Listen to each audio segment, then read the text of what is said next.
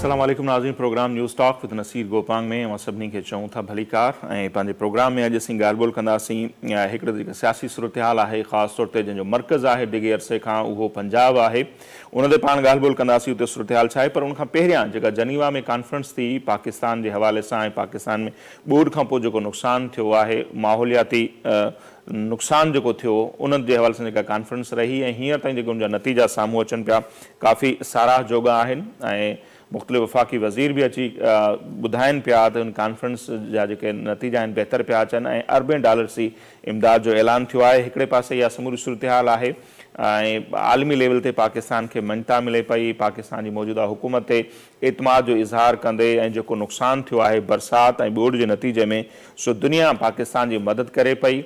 दुनिया जा मुख़्तलिफ़ जेके आलमी इदारा आहिनि उहे पाकिस्तान जी मदद पिया कनि, पर अॻूणो जेको वज़ीर आज़म आहे इमरान ख़ान साहिबु, उनखे काफ़ी तकलीफ़ पहुती आहे जनीवा कॉन्फ्रेंस जे हवाले सां ऐं हू उन्हनि ते काफ़ी नाला आहिनि, नाख़ुशि आहिनि ऐं उन्हनि जो इहो चवणु आहे त हीअ जेका बि पाकिस्तान जे लाइ इमदाद जो जेके ऐलान थिया आहिनि उन्हनि खे हू पिनण सां तशवीह पिया ॾियनि। ख़ान साहिब उन जो चवणु आहे त मौजूदा हुकूमत आलमी इदारनि ॾाढो हथु पई टंगे या उतां पिने पई।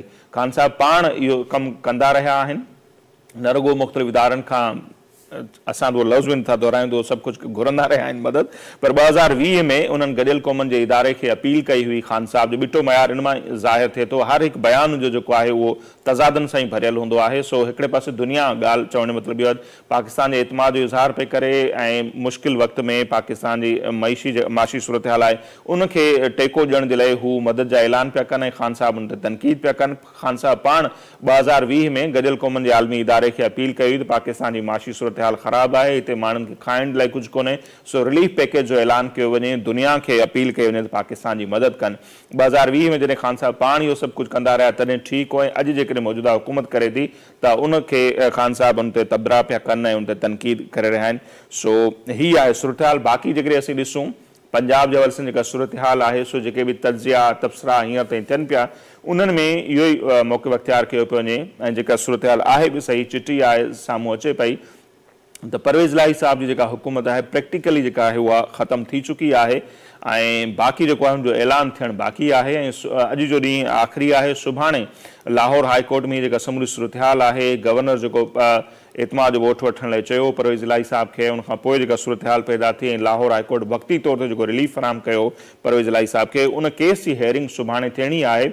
ॾिसूं था त सुभाणे अदालत जेको फ़ैसिलो ॾिए थी, अदालत जो इस्तेहक़ाक़ हूंदो, उन ते पाण नथा ॻाल्हाए सघूं। बाक़ी जेका सूरत हाल आहे उहे जेके 186 मेंबर घुरबल हुआ परवेज़ इलाही साहब खे एतमाद जे वोट जे लाइ, उहो घुरबल तादाद परवेज़ इलाही साहब पूरो न करे सघियो आहे। इमरान ख़ान साहब तमामु घणियूं कोशिशूं कयूं, सीनियर पार्टी अॻवाननि जा इजलास को ठाहिया ऐं उन्हनि जी इहा कोशिशि हुई त जीअं तीअं करे परवेज़ इलाही साहब खे एतमाद जो वोट जेको आहे वठायो वञे ऐं उनखे पंहिंजी फतेह करार ॾियनि हा त ॾिसो असेंबली जे अंदरि उन्हनि खे अक्सरियत आहे। उनखां पोइ जी हिकमत अमली हुई त पंजाब असेंबली टोड़ी वञे। बहरहाल उन में ख़ान साहब जी बि जेका आहे नाकामी हींअर ताईं ज़ाहिर आहे। हीअ 2 ॾींहंनि खां पंजाब असेंबली जो इजलास हले पियो, पर कंहिं बि तरीक़े सां कोशिशि कनि पिया त उन सूरत हाल उन ताईं पहुचे ई न जो उन्हनि खे एतमाद जो वोट वठण जी ज़रूरत पवे।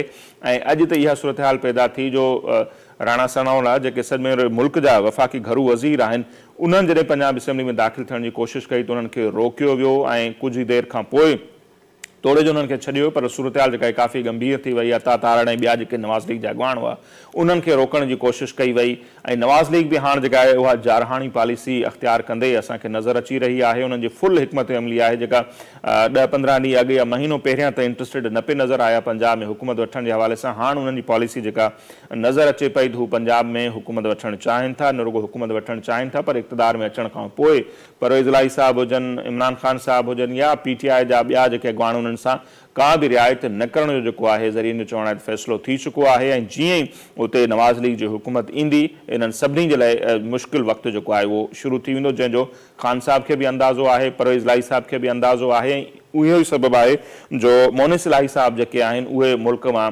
फ़रार थी चुका आहिनि, ॿाहिरि हलिया विया आहिनि ऐं उनजो सबबु इहो आहे उन्हनि खे अंदाज़ो हो त पहिरीं जेका गिरफ़्तारी थींदी शायदि मोनिस इलाही साहब जी थींदी, उनजे करे परवेज़ इलाही उन्हनि खे मुल्क खां ॿाहिरि कढी छॾियो आहे। ॿिए नंबर ते जेके उन्हनि जा पुट आहिनि रासिक चौधरी रासिक, उन्हनि जे हवाले सां बि अॼु FIA उन्हनि खे नोटिस जारी कया आहिनि त रक़म जी गैर क़ानूनी मुंतक़ली जे हवाले सां FIA उन्हनि खे तलब कयो आहे। सो मुख़्तलिफ़ जेके केसिस आहिनि परवेज़ इलाही साहब उनजे ख़ानदान जा उहे खुलणु शुरू थी विया आहिनि। न रुॻो एतिरो पर जेको गुज़र ॾींहुं सीनियर पार्टी अॻवाननि जो इमरान ख़ान साहब जी सदारत में इजलास थियो इमरान ख़ान साहब पंहिंजे ई वज़ीर आला यानी उन्हनि जो जेको अहम इतिहादी परवेज़ इलाही उन्हनि ते जेके करप्शन जा इल्ज़ाम लॻा उन ते ख़बरूं इहे थियूं त इमरान ख़ान साहब जो इहो चवणो हो त परवेज़ इलाही साहब ते जेके करप्शन जा इल्ज़ाम लॻनि था उन सां ख़ान साहब जी मक़बूलियत ते असरु पइजी रहियो आहे। उहे इल्ज़ाम ख़ान साहब जी मक़बूलियत ते असरअंदाज़ थी रहिया आहिनि। सो इमरान ख़ान जो इहा ख़्वाहिश आहे त जल्द खां जल्द परवेज़ इलाही खान जान छॾाई वञे। सूरत हाल उन तरफ़ वेंदे नज़र अचे पई। अॼु जे प्रोग्राम में असीं उन ते ॻाल्हि ॿोल कंदासीं। पंजाब जे हवाले सां ॿी बि काफ़ी अहम जेका आहे अॻभराई इहा बि थी आहे जो सलमान शहबाज़ जेके आहिनि उन्हनि मुलाक़ात कई आहे जहांगीर तरीन सां। गॾोगॾु आसिफ अली ज़रदारी साहब जो बि दौरो जेको आहे उहो रिथियल आहे पंजाब जे हवाले सां। जल्द ॿुधाए पियो त दौरो कंदो ऐं उनखां पोइ कुझु जेके माण्हू आहिनि मे बि पंजाब में पीपल्स पार्टी में शमूलियत जो ऐलान करें। जल्द नून लीग में भी कुछ माण्हू जेके आहिनि अचण वारा आहिनि ऐं हीअ इलेक्शन ईयर आहे सो उनजे करे जेके मौसमी पखी आहिनि उहे पंहिंजा रुख तब्दील कनि पिया ऐं मुख़्तलिफ़ पार्टियुनि ॾांहुं वञण जो जेको सिलसिलो आहे उहो बि शुरू थिए थो। सो अॼु जे प्रोग्राम में असीं उन ते बि ॻाल्हि ॿोल कंदासीं। हींअर लाहौर मंझां सीनियर सहाफ़ी ऐं तर्ज निगार इमदाद सुमरो साहब जेके आहिनि उहे असां सां टेलीफोन लाइन ते मौजूदु आहिनि। इमदाद साहब तमामु घणी महिरबानी ऐं असांखे वक़्तु ॾिनो। इमदाद साहब पंजाब जी सूरत हाल अव्हांखे सम्झणु चाहींदासीं। हाणे सुभाणे को ॾींहुं बाक़ी आहे उते लाहौर हाई कोर्ट में ॿुधणी बि थियणी आहे। एतमाद जो वोट परवेज़ इलाही साहब वरितो नाहे। सो सूरत हाल कीअं पई अव्हांखे नज़र अचे? पंजाब में हुकूमत बरक़रार रहंदी परवेज़ इलाही जी या वरी हिते नओं सीएम ईंदो? सूरत हाल कीअं आहे सर?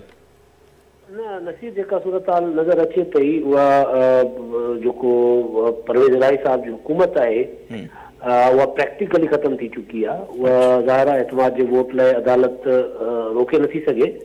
एतमाद जे वोट वारो मामिलो जेकॾहिं सिंपली एतमाद जे वोट वारो मामिलो हुजे हा शायदि अदालत इन मामले जी समाअत ई न करे हा। पर छो इहो हो त एतमाद जे वोट वारो जेको ऑर्डर एडवाइस हुई उहा जॾहिं रूलिंग ॾिनी स्पीकर उन रूलिंग जे अगेंस्ट पंहिंजो गवर्नर डीनोटिफाई करे छॾियो सीएम खे। अदालत में मामिलो इहो आहे डीनोटिफाई करण वारो उन सां गॾु ज़ाहिर आहे गवर्नर जा जेके वकील आहिनि या वफ़ाक़ी हुकूमत जा वकील उहे इहो चवंदा आहिनि बाबा हिनखे एतमाद जो वोट वठिणो ई आहे। एतमाद जे वोट वारे मामले खां अदालत रोके नथी सघे। प्रैक्टिकली नंबर ते जेको आहे उहो 25 खां 30 जेके MPAs आहिनि उहे टुटी चुका आहिनि PTI खां। जेके एतमाद जो वोट जेको टाइम ईंदो त घटि में घटि 10 अहिड़ा आहिनि जेके एक्सपोज थी साम्हूं अची विया आहिनि उहे वोट न कंदा। सो कल्ह मां ॾिठो त इमरान ख़ान साहब जेको परवेज़ इलाही सां मुलाक़ात खां अॻु में पार्टी जी मीटिंग करे हुन में इल्ज़ाम आया त परवेज़ इलाही वेठो करप्शन करे अरबे रुपयनि जी।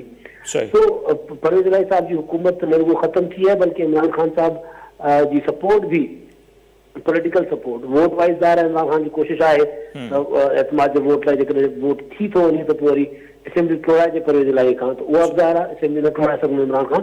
पर उहा सपोर्ट जेका आहे इमरान ख़ान इन चक्कर में रखियो वेठो आहे त जेकॾहिं परवेज़ इलाही खे सपोर्ट करे हुनजी वज़ारत आला बचाइजे एतमाद जे वोट सां ऐं पोइ असेंबली टोड़िजे। सो उहो इमरान ख़ान साहब उन चक्कर में सपोर्ट कनि पिया। पर पॉलिटिकली सपोर्ट इमरान ख़ान साहब जी ख़तम करे छॾी आहे। मोनिस इलाही साहब ॿाहिरि जो वियो आहे ऐं हुनजे ॿाहिरि वञी वेही रहण इहो इन शइ जो इशारो आहे निशानदेही थो करे त परवेज़ इलाही साहब खे ख़बर पहुची वई आहे त हुनजी हुकूमत न रहंदी। जीअं हुनजी हुकूमत ख़तम थींदी त मोनिस इलाही जी गिरफ़्तारी जो इम्कान घणो आहे। हुनजे करे हुन अॻु में ई मोनिस खे ॿाहिरि मोकिले छॾियो आहे। सो प्रैक्टिकली हुकूमत ख़तम आहे परवेज़ इलाही साहब जी। बाक़ी जेतिरो वक़्तु जुगाड़ जे ज़रिए जेकॾहिं परवेज़ इलाही पंहिंजी हुकूमत अॻिते ॻेले सघनि था सघिया त ठीकु न त अॼु सुभाणे जी ॻाल्हि आहे वधि में वधि हिकु हफ़्तो या 10 ॾींहं छाकाणि त लाहौर हाई कोर्ट वधीक डिघो मामले खे त न वठी हलंदी। सही। अच्छा जीअं इमदाद साहब मोनिस इलाही जो ज़िक्र कयो त उहे त ॿाहिरि हलिया विया। चौधरी रासिक जेके ॿिया पुट आहिनि परवेज़ इलाही साहब जा उन्हनि जे हवाले सां बि अॼु ख़बरूं हलनि पियूं त FIA को गैर कानूनी तौर ते रक़म जी मुंतक़िली जे केस में उन्हनि खे बि तलब करे वरितो आहे। सो इहे मामला लॻे थो परवेज़ इलाही ऐं उनजे ख़ानदान हाणे ख़राब थियण शुरू थिया आहिनि। ख़ान साहब वाक़ई उन्हनि ते अदम एतमाद जो इज़हार कयो करप्शन जा इल्ज़ाम पिया लॻनि। बिल्कुलु ॾिसो हाणे जेको सिस्टम आहे उहो जेतिरे ताईं परवेज़ इलाही साहब खे सपोर्ट करे सघे थो कई माज़ीअ में सदाईं। इहो ख़ानदान आहे जिन्हनि ते कॾहिं बि को एहतसाब जे हुन में न आहिनि आया। 2002 वारी हुकूमत हुई उन टाइम ते बि वॾा वॾा स्कैंडल्स हुया आहिनि ख़ानदान जा। पर हाणे इहो पहिरियों दफ़ो पियो थिए त प्रॉपर न रुगो मोनिस इलाही रासिक इलाही पाण चौधरी परवेज़ इलाही साहब बल्कि उन्हनि जे घर जूं औरतूं जेके आहिनि उन्हनि खे बि FIA नोटिस करे तलब कयो आहे। उन्हनि जे अकाउंट्स में बि हिकिड़ो नाइब कासिद आहे कैसर इल्ज़ाम हणे पियो वञे त उनजे अकाउंट मां वॾियूं वॾियूं ट्रांज़ेक्शन्स थियूं आहिनि। जेके रासिक इलाही जे अकाउंट में ट्रांज़ेक्शन आहिनि उहो करोड़ 2 करोड़ 50 लख 35 लख मतिलबु उहे वॾियूं डिटेल आहे उन्हनि जी। त उहे उन्हनि अॼु उहे त वञी पेश थिया FIA में उन्हनि त पंहिंजो बयान ॾिनो। पर ॿिया मेंबर जेके आहिनि उहे न विया आहिनि। सो परवेज़ इलाही साहब ॾांहुं घेरो जेको उन्हनि जे फैमिली ते घेरो बि तंग थींदो पियो वञे, रस्ता उन्हनि जा बि बंदि थींदा पिया वञनि। परवेज़ इलाही साहब पाण हाणे का वॾी वेड़ वञण जी जेको आहे पोज़ीशन में न आहिनि रहिया। अॼु बि अवां ॾिठो जॾहिं वज़ीर दाख़िला राणा सनाउल्लाह पंजाब असेंबली में आया पे, उन्हनि खे रोकण जी कोशिशि कई वई, पर घणो उहो जेको आहे मुलाक़ो घणी देरि न रहियो। कुझु देरि खां पोइ जेको आहे सिक्योरिटी पाण ई हटी वई, राणा सनाउल्लाह साहब जेके आहिनि पंजाब असेंबली जी प्रिमिसिस में दाख़िल थी विया। लीगली रोके नथो सघिजे वज़ीर दाख़िला खे या कंहिं बि मेंबर खे, चाहे उहो क़ौमी असेंबली जो हुजे चाहे सूबाई असेंबली जो हुजे, कंहिं बि असेंबली जे प्रिमिसिस में वञण खां रोके नथो सघिजे। ज़ाहिर आहे पार्लियामेंट आहे, मेंबर पार्लियामेंट कंहिं बि असेंबली या सेनेट जी जेको इमारत अंदरि दाख़िल थी सघे थो, उते हुनखे रोके नथो सघिजे। ऐवान जी कार्रवाई जो ज़ाहिर आहे उहे सो नथा थी सघनि जेसिताईं उन ऐवान जा मेंबर न आहिनि। सो इहा कोशिशि कई वई, उहा बि अवां ॾिठो त मिंटनि में उहा कोशिशि जेका उहा नाकाम थी वई। तो परवेज़ इलाही साहब प्रैक्टिकली उन्हनि जी न रुगो हुकूमत ख़तम थी वई आहे बल्कि रिट बि ख़तम थी वई आहे। पंजाब में त वफ़ाक़ी हुकूमत अॻियो सेटअप जेको आहे इंतज़ामी सेटअप, पुलिस जो सेटअप, उहो बि डिज़ाइन कयो वेठी आहे त जीअं ई परवेज़ इलाही साहब जी हुकूमत ख़तम थींदी त वज़ीर आला जी चूंड खां अॻु में ई IG चीफ सेक्रेटरी सभु तब्दील थी वेंदा ऐं नवां अची वेंदा। सो परवेज़ इलाही साहब बिल्कुलु आख़िरी ॾींहंनि में आहिनि ऐं जेको मोहन इलाही साहब जी ॿुधाइनि त वञनि ऐं हिननि जे ख़ानदान जे ख़िलाफ़ जेके तफ़्तीश तहक़ीक़ात आहिनि उहे हिन जो इशारो आहिनि। सही, जीअं आउं ॿुधाए पियो त हिकमत अमली तयारु आहे ऐं पोइ छा थींदो, जीअं अव्हांजो विलाग बि ॿुधोसीं पिए त माना पॉलिसी हाणे नून लीग जी इहा आहे, हुननि जी हुकूमत अचे थी पोइ जारहाणी पॉलिसी अख़्तियार कई हूंदी, पोइ शायदि इमरान ख़ान हुजनि, PTI जा ॿिया अॻवान हुजनि, परवेज़ इलाही साहब कंहिं सां हाणे रिआयत न थींदी। न बिल्कुलु इहो तय आहे ऐं इमरान ख़ान साहब खे जेका थोरी घणी सपोर्ट जनरल क़मर जावेद बाजवा साहब जी हूंदे हुई या जनरल क़मर जावेद बाजवा साहब जी हूंदे पंजाब में हमज़ा शहबाज जी हुकूमत जेका उहा ख़तमु थी, ज़ाहिर आहे उहे शयूं काफ़ी सारियूं हाणे क्लियर थियनि थियूं। बाजवा साहब आख़िर ताईं जेको आहे कोशिशि कई पिए त इमरान ख़ान खे सपोर्ट कजे। सो उहा सपोर्ट इमरान ख़ान साहब खे किथां न पई मिले। वधि में वधि अदलिया मां थोरी घणी लीगल सपोर्ट जेका अदलिया ॾेई सघंदी उहा ज़ाहिर आहे सभिनी खे मिले पई।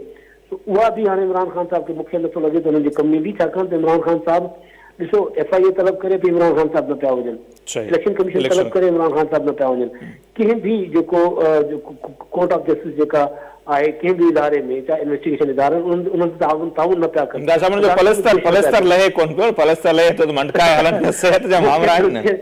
केसि ताईं उहो आख़िर केसि ताईं ज़ाहिर आहे। अच्छा ॿी ॻाल्हि इहा आहे त बीमारी पलस्तर जेको आहे उहो तव्हांखे कानूनी कार्रवाई खां त केरु उन में नथो, छा थींदो पलस्तर नथो लहे, इमरान खे गिरफ़्तार करणो हूंदो, गिरफ़्तार करे सर्विस अस्पताल लाहौर में रखे छॾींदो, बाबा अंडर अरेस्ट रखे सघिजे थो न।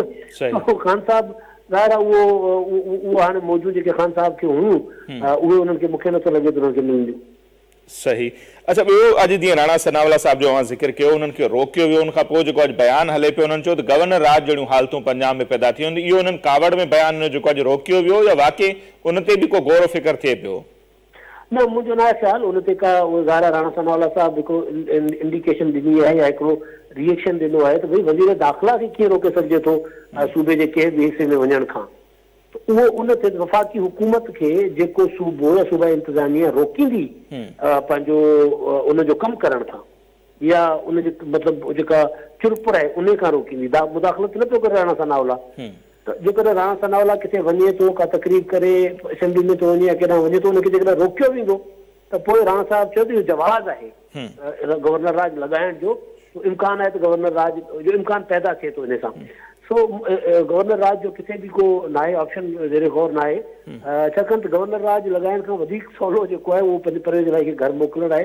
त उहो बिल्कुलु कंधे ते पियो आहे परवेज़ इलाही साहब जी हुकूमत जो ख़ात्मो, उन पासे वेंदा, फोकस ओॾांहुं कंदा। तव्हां ॾिसो पहिरियों दफ़ो इहो थियो आहे त मुस्लिम लीग नून एग्रेसिवली हिन मामले में जेको आहे इन्वॉल्व आहे, न त जेको कुझु कंदा पंजाब में आसिफ ज़रदारी साहब अची करे हलिया वेंदा हुया ऐं पोइ ई वेठा हूंदा। हिन दफ़े इहो थियो आहे त वज़ीर जेके आहिनि राणा सनाउल्लाह, ख्वाजा साहब, ख्वाजा आसिफ, इहे पाण अची पंजाब असेंबली में वेठा आहिनि।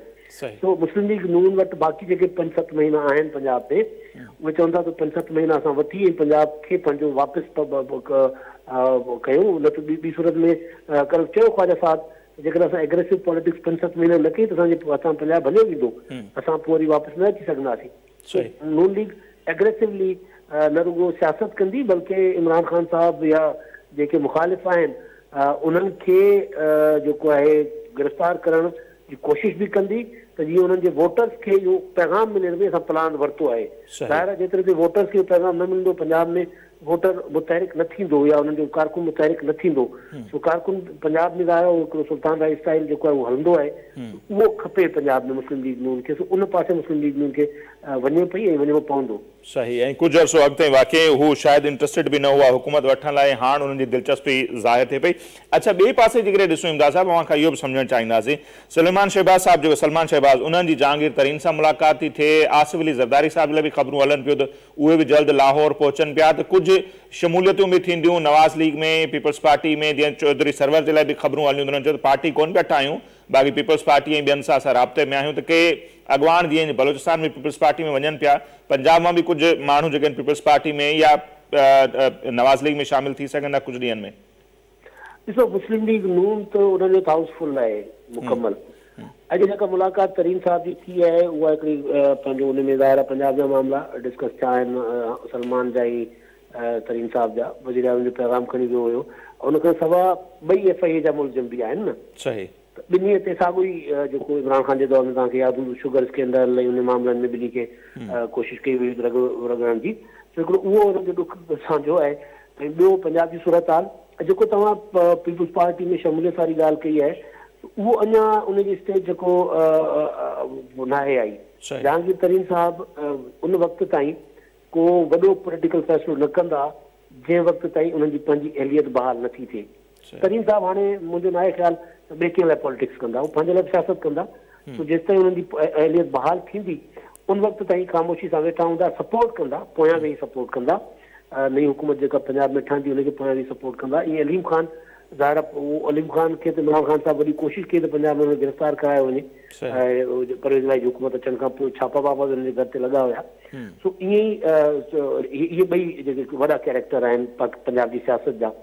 चौधरी सरवर साहब पंजाब जी सियासत जो को वॾो कदकार या वॾो नालो न आहिनि। गवर्नर ज़रूरु रहिया आहिनि, पर उन्हनि वटि को धड़ो कोन्हे, उन्हनि वटि को हल्को कोन्हे, उन्हनि वटि का लॉबिंग कोन्हे, लॉबी कोन्हे वॾी जेका गॾु खणी हलनि। जीअं तरीन साहब आहिनि उहे इहो करे सघनि था, 15-20 जेके MNAs मैनेज करे सघनि था, 40-50 MPs मैनेज करे सघनि था, ख़र्च करे सघनि था। चौधरी सरवर जी उहा हैसियत न आहे।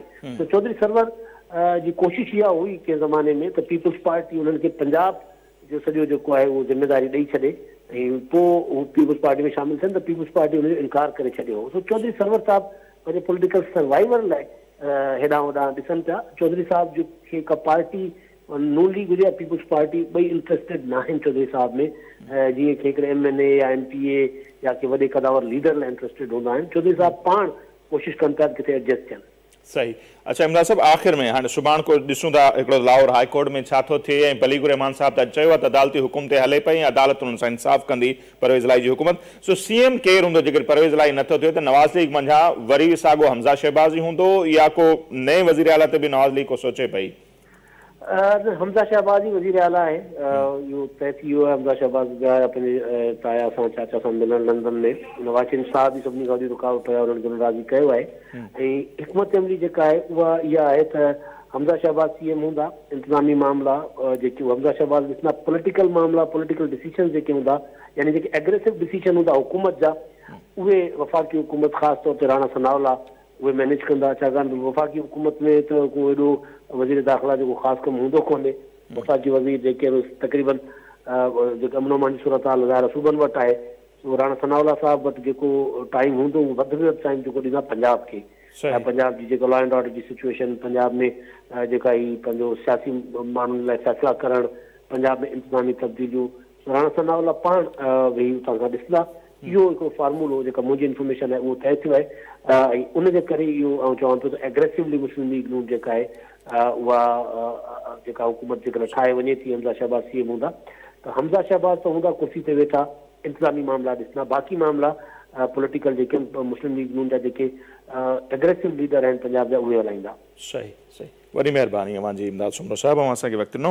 नज़ीर इमदाद सुमरो साहब जो मौक़िफ़ अवां जे साम्हूं आहे ऐं पंजाब में प्रैक्टिकली जीअं उहे ॿुधाइनि पिया त परवेज़ इलाही जी हुकूमत ख़तमु थी चुकी आहे ऐं उन्हनि खे डपु आहे गिरफ़्तारियुनि जो, उनजे करे मोनिस इलाही साहब पहिरियां ई मुल्क खां ॿाहिरि हलिया विया आहिनि। बाक़ी हाणे ॾिसणो इहो आहे त वाक़ई सुभाणे जेका ॿुधणी पई थिए, ज़ाहिर आहे एतमाद वोट खां अदालत नथी रोके सघे ऐं जेकॾहिं इहो न थी सघियो ऐं बलीग रहमान जो चवणु आहे त घुर्बल जेको टाइम हो उन में परवेज़ इलाही एतमाद वोट न वरितो आहे, उनजे करे प्रैक्टिकली हाणे हुनजी हुकूमत जेका आहे उहा ख़तमु थी चुकी आहे।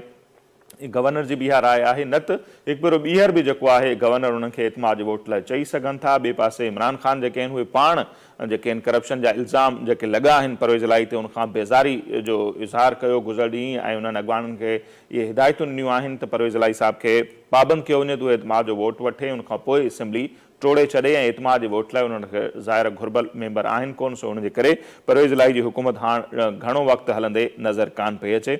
बाक़ी जेको नओं सेटअप ठहंदो उहो कहिड़ी हिकमत अमली इख़्तियार कंदो, हींअर ताईं जेके तर्ज़े ऐं तबसरा जीअं इमदाद सुमरो साहिब जी राय बि जे साम्हूं आहे ॿुधी त उहे बि टिके अरसे खां लाहौर में रहनि था ऐं मर्कज़ आहे पंजाब जी सियासत जो, उन्हनि जो इहो मौक़िफ़ आहे। ऐं ॿिया जेके सीनियर तर्जनीकार उन्हनि जो बि ख़्यालु आहे जेके नवाज़ लीग हाणे इक़्तिदार में अचे थी ऐं उनजो इम्कान तमामु घणो आहे, उनखां पोइ उनजी जेका पॉलिसी हूंदी उहा काफ़ी जारहाणी हूंदी ऐं सख़्तु जेके आहिनि उहे कार्रवायूं थींदियूं, मुख़्तलिफ़ जेके मुखालिफ़ दौर जा उन्हनि जा अॻवान थींदा।